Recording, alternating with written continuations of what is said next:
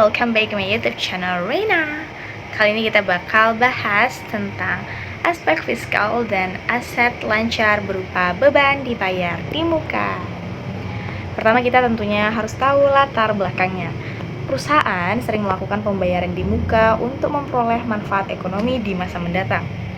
Contoh, sewa gedung tahunan, premi asuransi, biaya langganan software.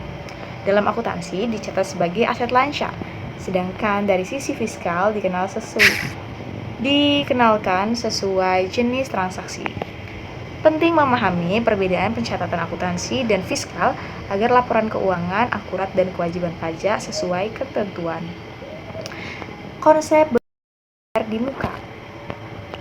Beban dibayar di muka sama dengan pembayaran kas untuk manfaat di masa depan. Dicatat sebagai aset lancar, bukan beban langsung. Pengakuan biaya dilakukan seiring berjalannya periode manfaat. Contoh, sewa gedung, premi asuransi, biaya langganan. Pencatatan akuntansi. Metode akrual digunakan untuk alokasi biaya. Contoh, sewa gedung 12 juta untuk 12 bulan. Saat dibayar, debit yang didebit adalah beban dibayar di muka pada kas. Kas dikredit 12 juta. Alokasi per bulannya, debit beban sewa 1 juta dan dikredit ada beban sewa dibayar di muka 1 juta juga. PPh pasal 4 ayat 2 final dikenakan atas sewa tanah dan bangunan. Tarif 10% dari bruto. Contoh, sewa gedung 100 juta, pajak finalnya 10 juta. Perbedaan dengan akuntansi biayanya tuh dialokasikan setiap bulan. Sedangkan fiskal, pajak langsung dipotong saat transaksi.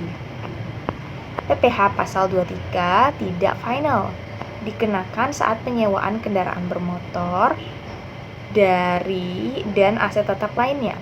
Tarifnya 2% dari bruto untuk wajib pajak dalam negeri. 4% tanpa NPWP. Contoh, sewa kendaraan 50 juta.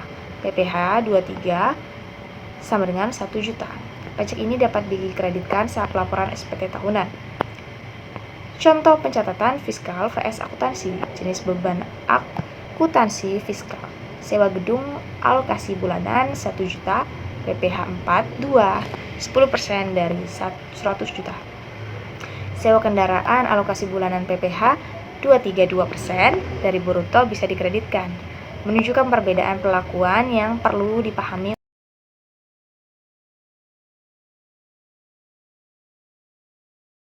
Mekanisme perhitungan pajak. PPh 42 bersifat final, tidak dapat dikreditkan.